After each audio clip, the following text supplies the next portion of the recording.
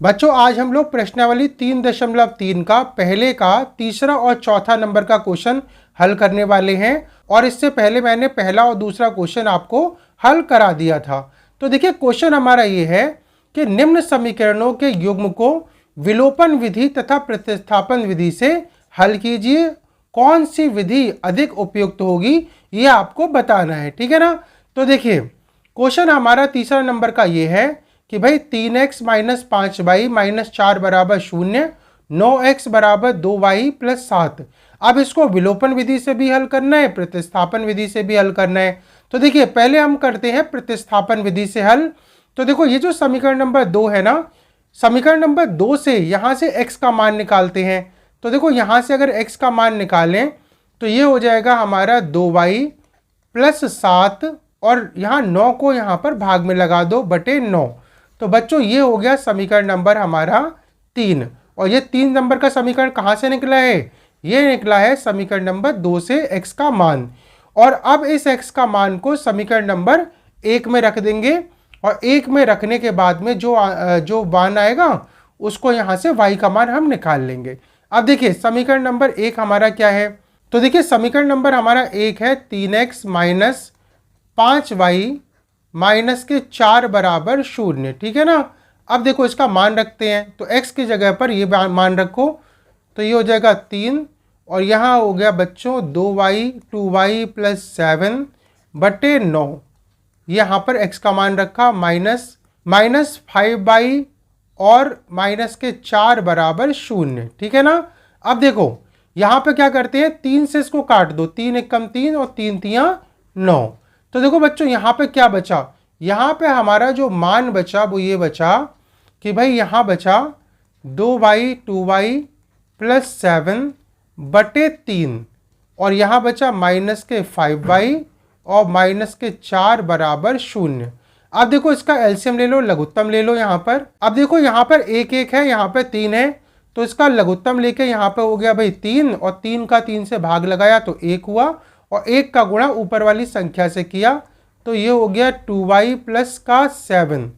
और देखो -1 का भाग लगाया 3 में 3 और 3 का 5 से किया इंटू, तो 5 तियां 15y और माइनस का देखो क्या हो गया, 1 का भाग लगाया 3 में 3 और 3 का 4 से किया तो यहाँ पे हो गया 12 बराबर हो गया बच्चों 0।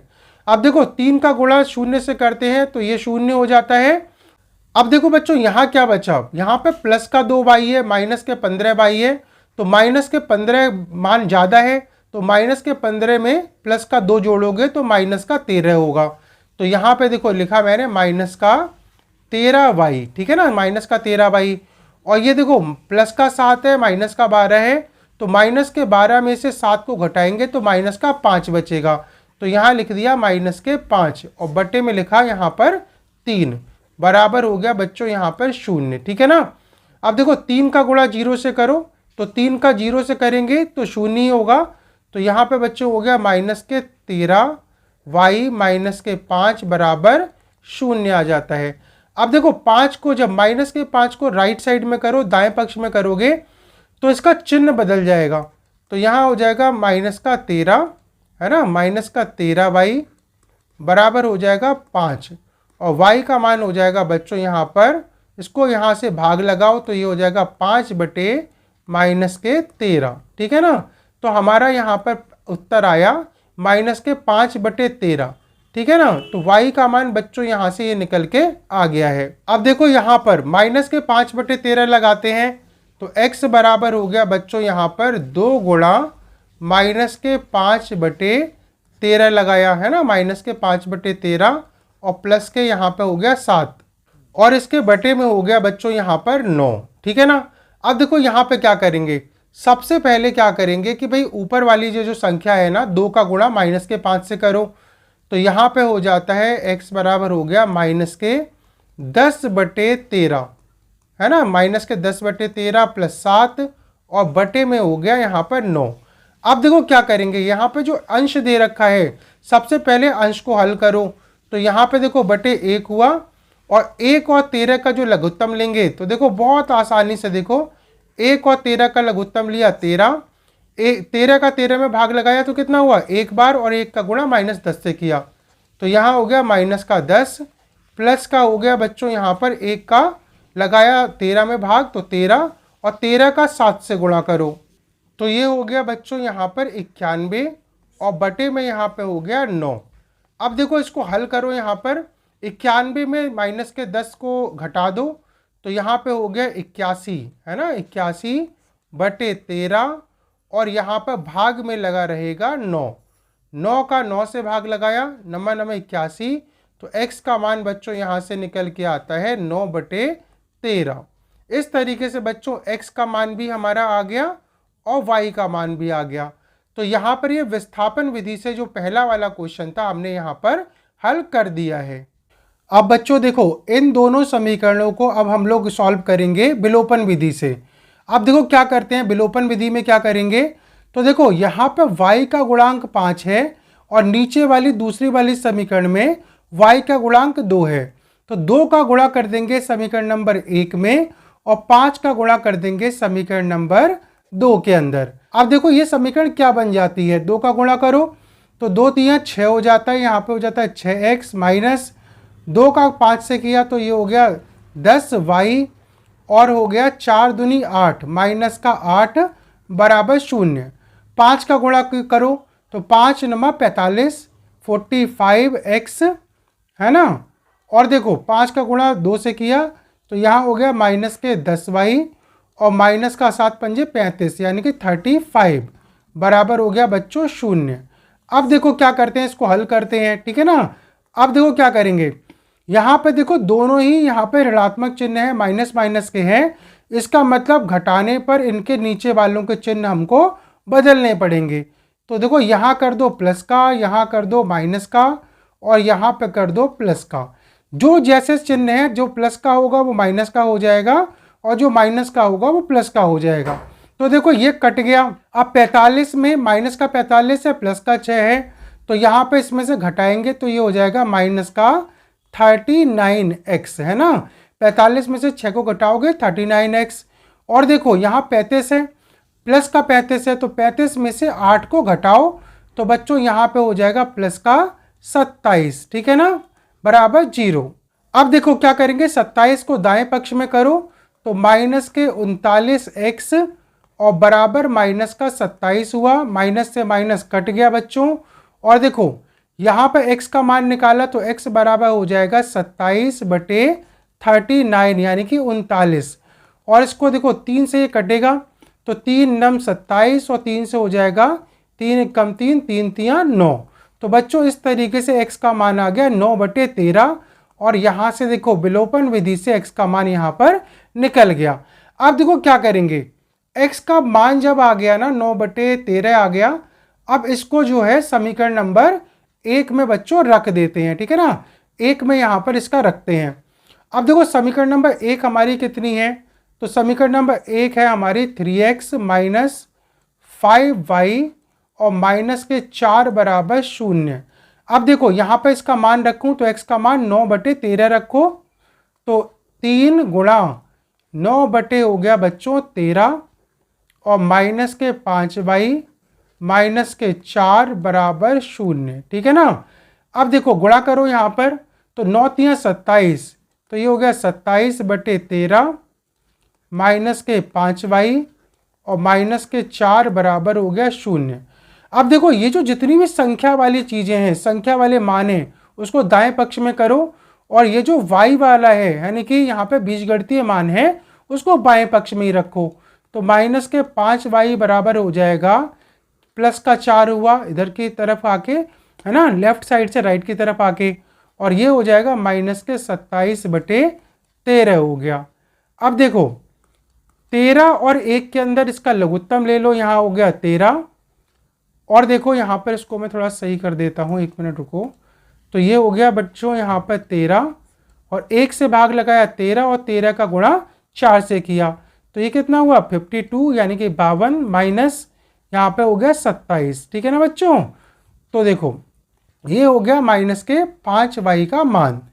अब देखिए 52 में से 27 को घटाओ और ये हो गया बच्चों यहाँ पर 25, ठीक है ना, यहाँ पे हो गया कितना 25, और देखिए 25 हो गया, 25/13 हो गया, ठीक है ना। अब इसको थोड़ा मैं और एडजस्ट कर लेता हूँ यहाँ पर। अब देखिए 25/13 हुआ। अब देखो यहाँ पे इसका भाग लगा दो, y का मान निकालना है ना। तो 25 यहाँ पे हो गया -5 और ये हो गया बच्चों 13। अब देखो 5 को 25 से काट दिया 5 बार और यहाँ हो गया -5/13। इस तरीके से बच्चों यहाँ पे y का मान -5/13 यहाँ पर निकल के आ जाता है। और देखिए x का मान कितना था 9/13 और y का मान निकल के आया -5/13। तो बच्चों इस तरीके से जो अपना पहला वाला प्रश्न था ना, यानी कि पहले का तीसरा जो पार्ट था यहाँ पे खत्म होता है।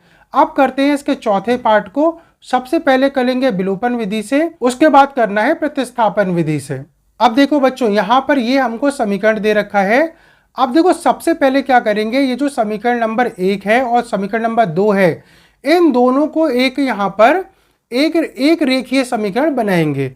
अब देखो किस तरीके से इसको बनाएंगे। तो भाई देखो सबसे पहले मैंने लिया समीकरण नंबर 1, तो यहाँ पे लेते हैं बेटा समीकरण नंबर 1।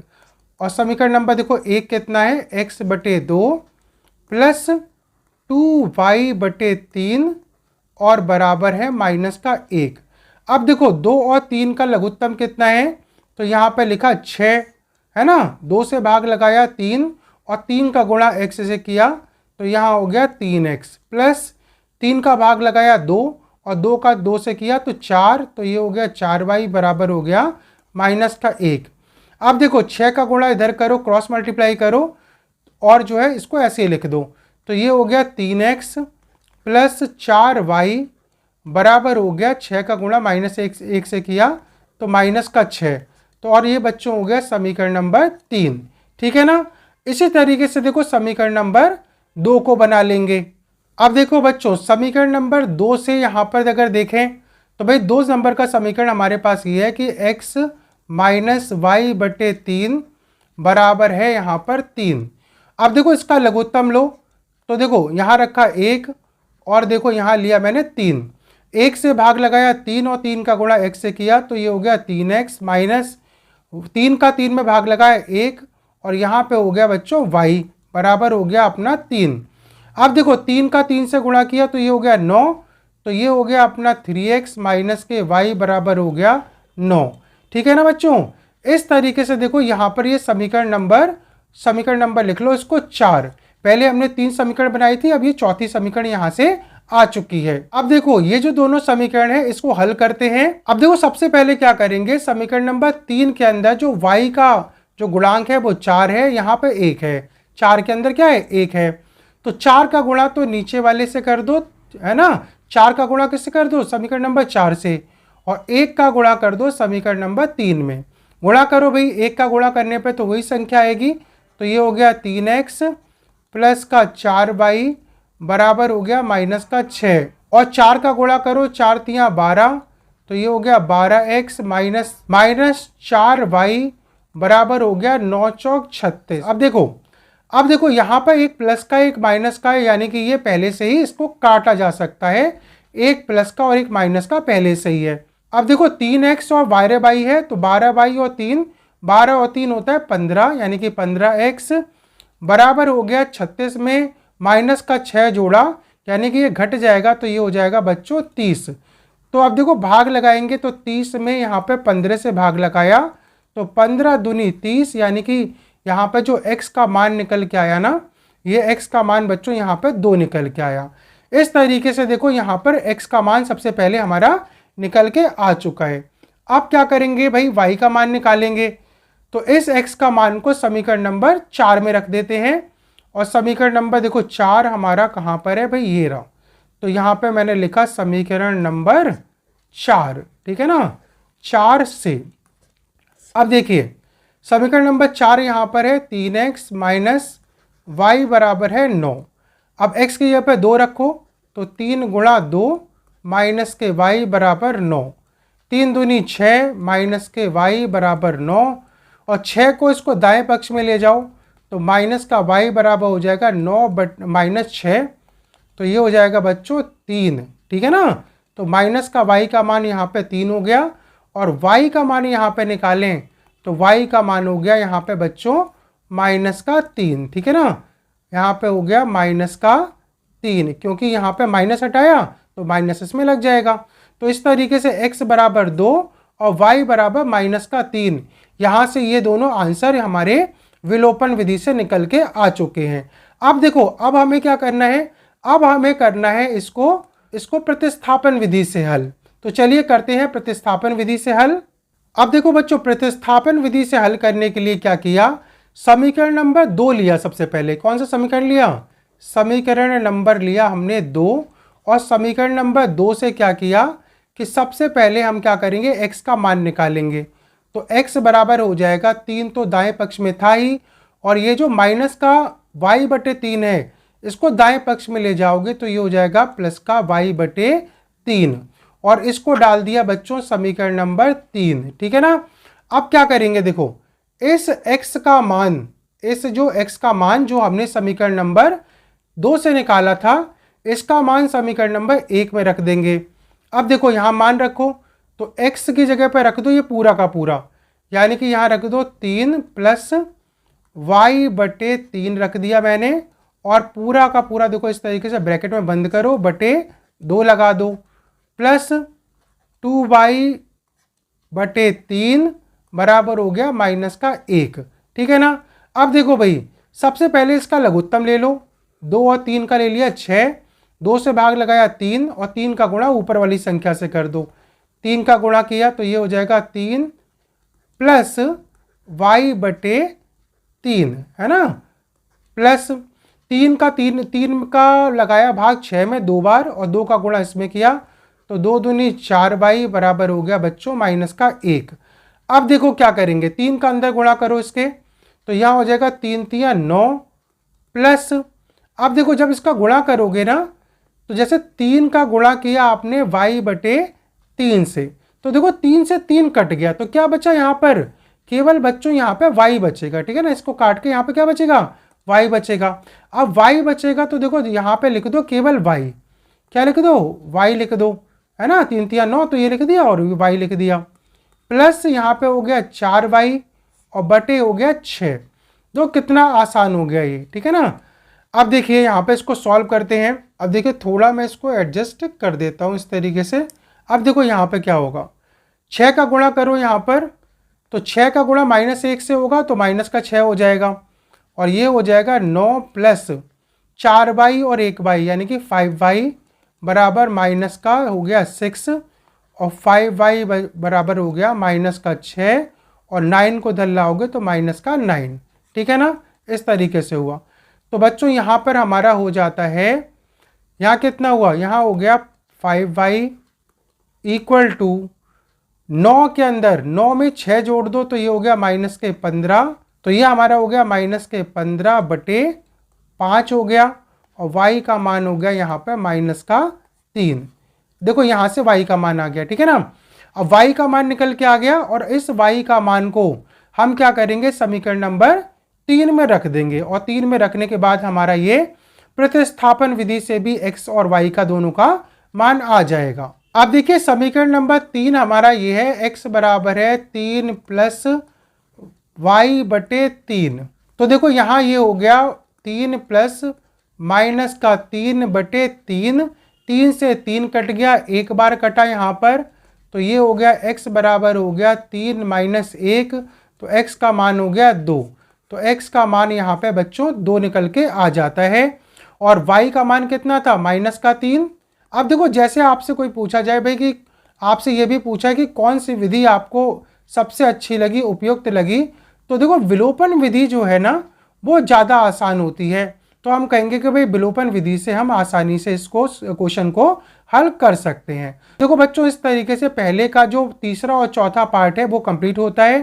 पहला और दूसरा मैंने आपको पहले ही करा दिया था। इस तरीके से ये पार्ट हमारे सारे कंप्लीट हो जाते हैं।